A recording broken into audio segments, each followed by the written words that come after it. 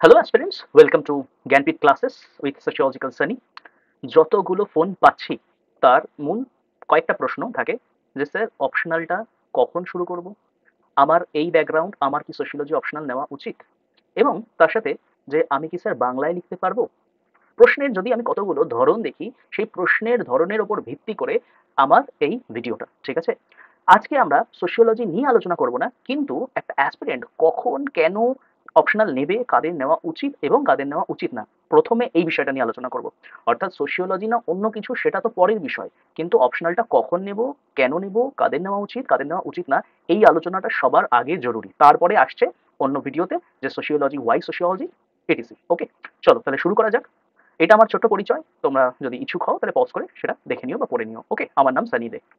দেখো, অপশনাল যখনই তোমরা শুরু করছো তখন তোমাদের মনে থাকে মানে মানে অপশনালটা আমরা কখন শুরু করি, ঠিক আছে, একদম সত্যি কথা বলবো আজকে আমরা। অপশনাল হচ্ছে ছাগলের তৃতীয় সন্তান।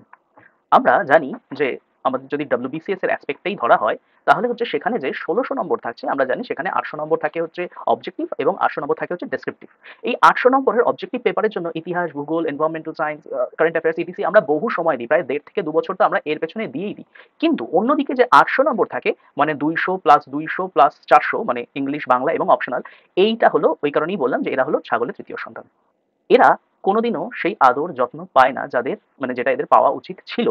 কখন আমরা পড়ি, ওই হয়তো একটা ৩-৪ মাসের কোর্সে ভর্তি হয়ে গেলাম, কোনো মতে একটু প্র্যাকটিস করলাম, বা বাংলার ক্ষেত্রে তো আমরা বিশ্বাস করি যে হচ্ছে আমাদের তো বাংলা মাতৃভাষা, দারুণ বাংলা লিখি, এদিকে আমরা চাইকে চাই, নেবোকে নিবো, এইসব করে লিখতে থাকি। ইংলিশ মনে করি হ্যাঁ হ্যাঁ, ক্লাস 12 অব্দি তো আমরা ইংলিশ পড়েইছি, আর চর্চার কি আছে। কিন্তু তোমরা যে ইংলিশ লেখো সেটা মানে কি কি সমস্যা থাকে সেটা টিচাররা দেখলেই বুঝতে পারে। অপশনালটা তো বাদই দাও, যে ওইটা আগে ট্রেন্ড ছিল যে জাস্ট প্রিলিটা পাস করার পরে যে ৪-৫ মাস পাওয়া যেত, সেই ৪-৫ মাসে সবাই অপশনালটা পড়তো, মাথায় কিছু ঢুকতো না, তারপর যে কোনো সাবজেক্টই তোমরা নিতে না কেন সেটাকে গালাগাল দিয়ে বলতে হয় সেই সাবজেক্টের নাম্বারই ওঠে না। ওকে, এইটা ছিল হচ্ছে ট্রেন্ড। সেই ট্রেন্ডটারই কোথাও না কোথাও বদল ঘটালাম এইভাবে, আমি লক্ষ্য করলাম যে সাধারণত অপশনালের না দুটো সময় থাকে। একটা হচ্ছে ওই জোয়ারের সময়, ঠিক আছে, আরেকটা হচ্ছে ওই ভাঁটার সময়। কি জিনিস, কি বিষয়?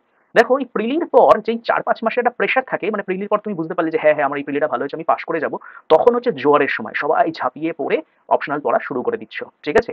আর ভাটার সময় মানে হচ্ছে যে যখন ধরো ইজি চলছিল, নোটিফিকেশন আসেনি, পরীক্ষার ডেট আসেনি, ফর্ম ফিল আপ হয়নি, সেই সময়টা তো তোমরা কিছু করতে না, অপশনাল পড়তে না। আমি যেটা করলাম সেটা হচ্ছে যে জোয়ারের সময়ও যেমন ব্যাচ থাকবে, ভাটার সময়ও ব্যাচ থাকবে। তো এই ভাটার সময় ব্যাচ শুরু করলাম, অর্থাৎ এই মুহূর্তে এই সময় থেকে আমাদের ব্যাচ চলে। কি হয় যে এই ভাটার সময় যে বা যারা ক্লাস করেন, আমি ধরে নিচ্ছি যে ৩ থেকে ৪ মাস ক্লাস করছে, বা হয়তো তারপরেই হয়তো প্রিলি নোটিফিকেশন চলে এলো, ক্লাসটা আমরা রিজুম মানে বন্ধ অফ করে দিলাম সাময়িকভাবে। এই ৩ থেকে ৪ মাসে সে ঠান্ডা মাথায় স্পষ্টভাবে বুঝতে পারে কনসেপ্টগুলো, যেটা মূল বিষয়। তাহলে আমি যদি ব্যাপারটাকে এইভাবে ধরি যে প্রিলির আগের মোমেন্টটা হচ্ছে ভাটা, এই ভাটার মোমেন্টে এরা কনসেপ্টগুলো ক্লিয়ার করে নেয়, ধীরে সুস্থে এই বিষয়গুলো বুঝে নেয়, এবং প্রিলির পরে বুঝতে পারে যে না না আমি পাশ করেছি, তখন লেখার একটা উদ্যম আসে, সেই উদ্যমে এরা আরো প্র্যাকটিস করে। তাহলে যে বা যারা ধরো তোমরা প্রশ্ন করো যে স্যার এই মানে অপশনালটা কত সময়ের জন্য, আমি বলি সাধারণত ৬ মাস। কিন্তু এই ৬ মাসটা কি এরকম যে আমার ৬ মাস হয়ে গেল, এদিকে তোমাদের হচ্ছে প্র্যাকটিস হয়নি বা প্রিলির কারণে কন্টিনিউ করতে পারোনি, আমি বলবো যে না না আর তোমাদের পড়াবো না, ব্যাপারটা এরকম কোনো সময় হয় না। ওকে, তাহলে সবসময় এটা মাথায় রেখো যে যে মানে কখন নেব অপশনালটা, অ্যাজ আর্লি অ্যাজ পসিবল। ভাটার সময়, যে সময় মাথায় প্রেশার নেই, সব সাবজেক্টগুলো তোমরা ধীরে সুস্থে পড়ছো, সেই সময় নিয়ে নাও। কারণ প্রিলির পরে যখন তোমরা আসবে, তোমাদের মাথায় কিচ্ছু ঢুকবে না, কনসেপ্ট ক্লিয়ার হবে না, তখন অন্যান্য সাবজেক্টে তোমরা আরো অ্যাডভান্স লেভেলে যাবে, নাকি তখন তোমরা সবে অপশনালের বেসিক জিনিসগুলো পড়তে বসবে। ওকে, তাহলে আশা করি বোঝাতে পারলাম যে অপশনালটা কখন নেব, অ্যাজ আর্লি অ্যাজ পসিবল, ঠিক আছে। কারণ এটা ওই ধীরে ধীরে বিল্ড আপ হওয়ার জিনিস, পুরো কনসেপ্ট ক্লিয়ার হওয়ার জিনিস। আমি তোমাদেরকে রিকোয়েস্ট করবো, তোমরা হচ্ছে প্রীতম মিশ্র বা হচ্ছে রওশন হাবিব, এদের যতগুলো ইন্টারভিউ আছে দেখে নাও, দেখো যে এরা কিভাবে অপশনালের প্রিপারেশন গুলো নিয়েছিল, এরা বিভিন্ন ইউটিউব চ্যানেলে বা সংবাদ মাধ্যমে ইন্টারভিউ দিয়েছে, সেগুলো দেখো। তাহলে কখন থেকে নেবো, অ্যাজ আর্লি অ্যাজ পসিবল। ঠিক যেরকম এই ৮০০ নম্বরের পেছনে তুমি যতটা খাটছো, এই ৮০০ নম্বরের পেছনে তোমাকে ততটা খাটতে হবে প্রথম থেকেই, ধীরে ধীরে আস্তে আস্তে আধ ঘন্টা বা ১ ঘন্টা রোজ সময় বার করতেই হবে, কারণ এই দুটো মিলিয়েই কিন্তু একটা নাম্বার দাঁড়ায়, এটা তোমরা কোনোদিনও ভুলো না। ওকে, এবার যদি আমি বলি যে কেন নেব, কেনর প্রশ্নে যদি আসি, তাহলে তোমাদেরকে আমি একটা ছবি দেখাই। কেন মানে হচ্ছে race, life is a race, ঠিক আছে। কে বলেছে? ভাইরাস বলেছে লাইফ ইজ আ রেস। তো এই রেসে যারা একটু আগে থাকতে চায়, যে আমি আমি আমি সবার আগে শেষ করব, সবার ফার্স্টে আমি আসবো। আমার খুব ভালো লাগলো রওশনের একটি একটি ভিডিও, সেখানে অভিরূপ ভট্টাচার্য ওর ইন্টারভিউ নিচ্ছে। রওশন বলছে যে স্যার আমি তো জানতাম যে মানে গ্রুপ এ বি আমার দরকার ছিল, আমি তো নিজেকে এক্সিকিউটিভ গ্রুপে দেখতে চাইছিলাম, তো সেই কারণে না আমি ওই জিএস এ যতটা না সময় দিতাম, আমি তার থেকে বেশি সময় দিতাম হচ্ছে অপশনালে। বলছে যে ১০ ঘন্টা যদি আমি ওই জিএস পড়তাম, আমি তার মধ্যে হচ্ছে এই ৪ থেকে ৫ ঘন্টা তো আমি অপশনালি পড়তাম, ঠিক আছে। এবার ওর ভালো লেগেও গেছিল, সেটা আলাদা বিষয়, এবং তার জন্য থ্যাঙ্কসও জানিয়েছে, সেটা আলাদা বিষয়। যে মানে সোশিয়োলজিটা ফার্স্টে ভালো লাগছিল না, তারপর যে ইন্টারেস্ট জাগাতে পেরেছে, তারপর ভালো লেগেছে। তো ১০ ঘন্টার মধ্যে ও ৪ থেকে ৫ ঘন্টা ও মানে অপশনাল পড়ছে, এমনকি বলছে যে প্রিলির 20 দিন আগেও নাকি অপশনাল পড়ছে। তাহলে ওর কাছে এটা স্পষ্ট যে আমি কেন অপশনালটা নেবো, যে এই অপশনালটাই আমাকে গ্রুপ এ বি এনে দিতে পারবে, জিএস এর খাটনিটা খাটনি, এবং সেখানে কম্পিটিশন যেটা সেটাও থাকে অনেক হাই।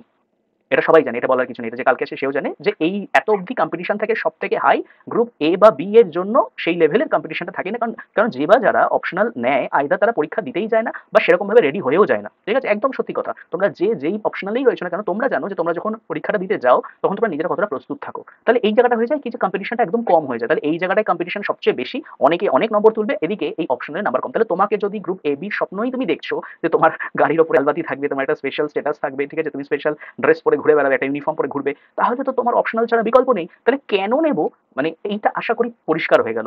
কখন নেবোটা তো আমি আগে পরিষ্কার করেই দিয়েছি, ঠিক আছে? তাহলে আশা করি এই প্রশ্ন তোমাদের মাথায় আর আসবে না, বা যারা নতুন আছো তারা বুঝতে পারবে যে অপশনাল কতটা ইম্পর্টেন্ট, কেন ইম্পর্টেন্ট, বিশেষ করে গ্রুপ এ বি যদি চাই তাহলে তো অপশনাল কোনো গল্প নেই। ওকে। আরেকটা খুব গুরুত্বপূর্ণ জিনিস হলো যে তোমাদের চেনা জানা যে বা যারা ধরো গ্রুপ সি বা ডি তে রয়েছে, তাদের একটু জিজ্ঞাসা করো তো যে তাদের কি আফসোস হয় যে তারা যদি তখন সেই মুহূর্তে যখন এত প্রিপারেশন নিচ্ছিল তখন যদি একটু আর একটা সাবজেক্টের দুটো পেপার ভালো করে প্রিপারেশন নিত, এই বিষয়ে কি তাদের কোনো আফসোস আছে? দেখবে বলে যে হ্যাঁ আছে, যে তখনই যদি একটু ভালো করে খেটে নিতাম। তার কারণ কি, যে দেখো তারা তখন প্রিপারেশনের একদম চূড়ান্ত পর্যায়ে, তারা সিডিটা ক্লিয়ার করতে পারলো, এবিটা হলো না, কারণ অপশনালে তারা ল্যাগ রেখেছিল কিছু না কিছু। এইবার পরের যে বছর তারা পরীক্ষা দেবে, কম্পিটিশন তো বেড়ে গেছে, সে অলরেডি চাকরিতে হয়তো ঢুকে গেছে, সে আর পড়াশোনার সময় পাচ্ছে না, সে আস্তে আস্তে ছিটকে যায়, এবং এই আফসোসটা তার থেকে যায়, ইস তখন সিডিটা পেয়েছিলাম, আর একটু যদি কাটতাম তাহলে হয়তো আমার তখনই গ্রুপ এবিটা হয়ে যেত, এবং পুরো সিনারিওটাই হয়তো চেঞ্জ হয়ে যেত। ঠিক আছে? তো তাহলে মাথায় রেখো যে মানে কখন নিচ্ছ, কেন নিচ্ছ, এটা আশা করি তোমাদের কাছে ক্লিয়ার। ওকে। আমি একটা থিওরিতে বিশ্বাস করি, সেই তত্ত্বটা হচ্ছে যে আমার হাতে যা আছে আমি সেটা নিয়ে ভাববো, আমার হাতে যা নেই আমি সেটা নিয়ে ভাববো না। তোমরা দেখো যে তোমরা মানে আমি পড়াশোনা করব, অপশনাল নেব, কতটা করব, কতটা সময় দেব, এই জিনিসটা দেখো তোমার হাতে কি আছে আর তোমার হাতে কি নেই। আমি যদি বলি নোটিফিকেশন কবে আসবে তোমাদের হাতে, না তোমাদের হাতে না। হ্যাঁ হতে পারে তুমি বলতে পারো স্যার যতবার পিএসসির সামনে যাই কিছুদিন পর পরই মানে সামনে যাই, ধর্ণা দিই, আন্দোলন করি, চোর বলে চিৎকার করি, তারপরেই পিএসসি একটা হচ্ছে ললিপপ দেয় আমাদের। না, তবু তোমাদের হাতে না। এগুলো সবই আমার মনে হয় যে এগুলো মানে লোক দেখানো একটা বিষয় ঘটে, মানে ওরা লোক দেখানোর একটা বিষয় করে যে না, এবার তো চুপ করা গেল। বিজ্ঞপ্তি কখন আসবে তোমার হাতে নেই, কতজনকে নেওয়া হবে তোমার হাতে নেই, ডিউরেশন, কারাপশন, কম্পিটিশন, এগুলো কোনোটাই তোমার হাতে নেই। কেউ যদি তাহলে এবার বসে বসে ভাবে যে স্যার কম্পিটিশনটা খুব হাই হয়ে যাচ্ছে, প্রশ্ন খুব টাফ আসছে, স্যার ভ্যাকেন্সিটা কমে যাচ্ছে, স্যার নোটিফিকেশন আসছে না, তোমার হাতে আছে? নেই তো না, তাহলে কেন ভাবছো? পড়াশোনা করো। নট নেসেসারি আমি বলছি যে শুধু ডব্লিউবিসিএস নিয়েই পড়ে থাকো, সমস্ত অন্যান্য মানে তোমাদের যে জিএস, জিকে, ম্যাথ, ইংলিশ, সেগুলো তো অন্যান্য পরীক্ষাতেও কাজে লাগে। তাহলে এমন কিছু নিয়ে ভেবো না যেটা তোমার সিদ্ধান্তকে বদলে দিতে পারে এবং তোমার হাতে নেই। তুমি ভাববে কোনটা নিয়ে ভাববে বলো তো, যেটা তোমার হাতে আছে। দেখো তো তোমার মোটিভেশনে ল্যাক হচ্ছে কিনা, যে আমার মোটিভেশনটা কমে যাচ্ছে কি। এবার আমি না আবার মোটিভেশন জিনিসটা পছন্দ করি না, যে ঠিক আছে, মোটিভেশন জিনিসটা আমি পছন্দ করি না এই কারণে যে আমার যদি সত্যিকারের কোনো ইচ্ছা থাকে আমি সেটা মানে পারবোই, আমি সেটা পাবোই। তো আজকে আমি মোটিভেশন ইজ জাস্ট লাইক মানে নেশার জিনিস, যে এখন খেলাম একটু আমার এনার্জি এলো, আবার সেটা ফুরোতে থাকবে, আমার এনার্জি চলে গেল। তো তোমার ভেতরে যে আমি এই মোটিভেশন বলতে বলতে চাইছি যে তোমার যে মানে একদম জেদ, ঠিক আছে, সেইটা দেখো, সেইটা তোমার হাতে আছে, সেটা যেন বজায় থাকে। তোমার ভেতরে যে অধ্যাবসায়, যে রোজ পড়তে বসবো, 1 ঘন্টা করে পড়বো, আচ্ছা অফিস থেকে ফিরে এসে 2 ঘন্টা করে ফিরবো, কিন্তু আমি রোজ বসবো, এই যে যে জিনিসগুলো তোমার অভ্যন্তরে আছে, ঠিক আছে, তোমার ভেতরে আছে, তোমার হাতে শুধু সেটুকু। তাই তোমার পড়াশোনার প্রস্তুতির পেছনে কোনো না কোনো ভাবে ইফেক্ট ফেলছে এমন জিনিস যা বাহ্যিক, সেগুলো নিয়ে ভেবো না। যা তোমার হাতে আছে সেটা নিয়েই ভাবো। ফিনান্সিয়াল সাপোর্ট অনেকেরই থাকে না, তোমাদের হাতে থাকে না, আমি জানি সেটা।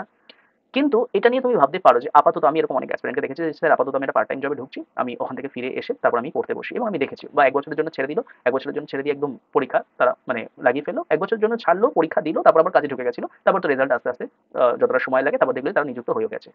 এবং তার সাথে মোস্ট ইম্পর্টেন্ট যেটা মেন্টাল স্টেবিলিটি, এটা সম্পূর্ণ আমি বিশ্বাস করি আমরা কতটা প্রস্তুতি নিতে পারবো কি পারবো না সেটা আমাদের এটার উপর ডিপেন্ড করে। এবার এটা আবার কতগুলো বিষয়ের উপর ডিপেন্ড করে, সেটা হচ্ছে ফ্যামিলি সাপোর্ট, বন্ধু, মেন্টাল, লাভ অ্যাফেয়ার কি আছে। চেষ্টা করো এই যে 5 নম্বরের যে বৃত্তটা, ঠিক আছে, এই যে 5 নম্বরের যেটা আমি দেখানোর চেষ্টা করছি, এটাকে না খুব সুন্দর রাখার। এটা যদি সুন্দর থাকে প্রিপারেশন সুন্দর হবে, মোটিভেশন কমে যাক, অধ্যাবসায় একটু ব্যাঘাত ঘটুক, অনুধাবন ক্ষমতা বা সহায়তা মানে তোমার ফিনান্সিয়াল আর্থিক সহায়তা নেই, আমি সব বুঝে নিলাম, বাট এই মেন্টাল স্টেবিলিটি ইজ আলটিমেট। ঠিক আছে, যে মানে এটা একটা আলটিমেট থিং। চেষ্টা করো এটা সবসময় নিজের হাতে রাখার, যে আমার মেন্টাল পিস আমার হাতে, কেউ এটার ব্যাঘাত ঘটাতে পারবে না, আর যে ব্যাঘাত ঘটাতে আসবে আমি তার থেকে দূরে সরে যাবো।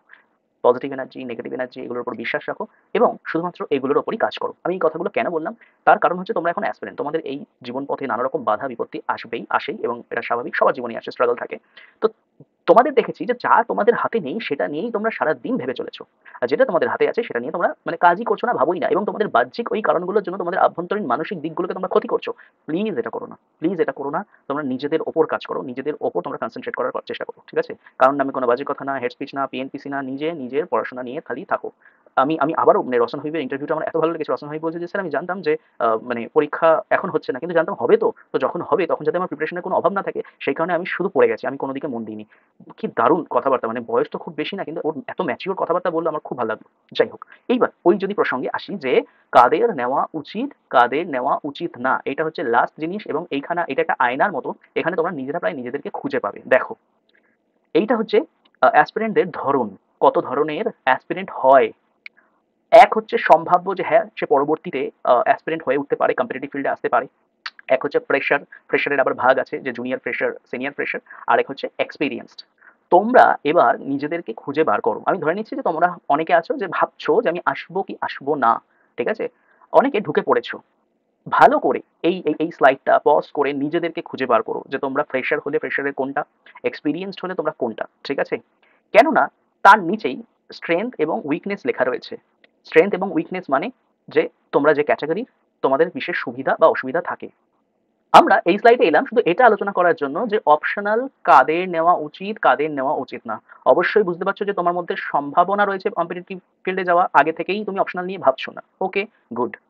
ফ্রেশার, কেমন ফ্রেশার? Fickle minded. তুমি যদি ফিকল মাইন্ডেড হও, যে সবে সবে এই ফিল্ডে ঢুকেছো, কোনো সাবজেক্টের বিষয়ে আইডিয়া নেই, কেউ বললো ওই সাবজেক্টটা নিয়ে, তুমি ওটা দেখছো, আবার দুদিন পরে তোমার মনে হবে ওই সাবজেক্টটা নিয়ে, কারণ তুমি ফিকল মাইন্ডেড।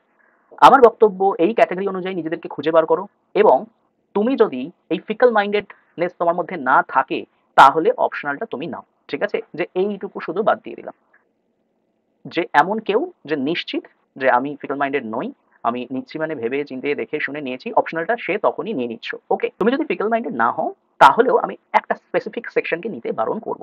সেটা হচ্ছে যে যাদের এই মুহূর্তে শুধুমাত্র একটা চাকরি চাই, যে স্যার একটা চাকরি চাই শুধু, মানে আমি আমি আর স্পেশালাইজেশনে যাব না, মানে আমি একটা শুধু চাকরি চাই। একটি ছেলে যে শুধুমাত্র একটি চাকরিই চাই, আর্থিক অবস্থা ভীষণই খারাপ, সে ডাব্লিউবিসিএস এর প্রিপারেশন কেন নেবে? শুধু ডাব্লিউবিসিএস এর প্রিপারেশন কেন নেবে? সে সমস্ত পরীক্ষা দেবে। এবার সমস্ত পরীক্ষা মানে কি? যে তার ম্যাথ, ইংলিশ, জিকে, জিএস খুব হাই হতে হবে, খুব মানে ভালো হতে হবে। তো সেক্ষেত্রে সে যদি অপশনালকে একটুও সময় দেয়, কোথাও না কোথাও তার অন্যান্য জায়গার যে সময় সেটা অ্যাডজাস্টেড হয়ে যায়, ঠিক আছে? যে মানে সেটা মানে নষ্ট হচ্ছে। এই কারণে আমি সবসময় বলি যে তোমার চাকরির দরকার, ভীষণ দরকার, একটি মাত্র চাকরির দরকার, তুমি অন্যান্য সমস্ত পরীক্ষা দাও, তুমি এদিকে অপশনালের উপর জোর দিও না। আর তুমি যদি ফিকল মাইন্ডেড হও তাহলে তুমি অপশনালের জোর দিও না। বাদ বাকি এই ক্যাটাগরিতে যে বা যারা যেখানে পড়ছো সবার প্রথম থেকেই অপশনালের দরকার আছে। তাহলে এটাকে আর তোমরা ওই মানে পড়তে হয় তাই পড়ছি ওইভাবে রেখো না, কারণ পরবর্তী ক্ষেত্রে এটা আফসোসের জায়গায় দাঁড়িয়ে যাবে যে ইস, তখন যদি একটু ভালো করে পড়তাম, ওকে? তাহলে আশা করি আমরা আজকে শেখাতে পারলাম যে আমরা কখন নিচ্ছি, কেন নিচ্ছি, কাদের নেওয়া উচিত কাদের নেওয়া উচিত না, এটা আশা করি তোমাদের কাছে ক্লিয়ার। এরপরে আমরা যে সিরিজটা নিয়ে আসবো সেটা হচ্ছে ডব্লিউবিসিএস এর সোশিওলজি রিলেটেড কিউএনএ সিরিজ। স্টুডেন্টরা প্রশ্ন করেছে, অ্যাসপিরেন্টরা প্রশ্ন করেছে, আমি উত্তর দিয়েছি।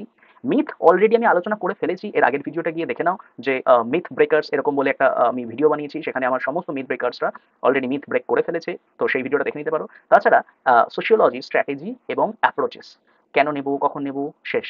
এবার যদি সোশিওলজি নিই তাহলে সোশিওলজি কখন নেওয়া উচিত, কাদের নেওয়া উচিত, এটিসি আলোচনা করবো, এবং তার সাথে আমরা এর স্ট্র্যাটেজি কি হবে, অ্যাপ্রোচ কি হবে, এবং কিউএনএতেই আমরা সমস্ত যত প্রশ্ন আছে সব প্রশ্নের উত্তর আমরা পেয়ে যাবো, ওকে? আজকের জন্য তাহলে এতটাই, দেখা হচ্ছে তাহলে পরের ভিডিওতে। কোন video? Sociology question and answer, কেন নেব, সোশিওলজি কেন নেব, ওকে? চলো আজকের জন্য এতটাই, টাটা।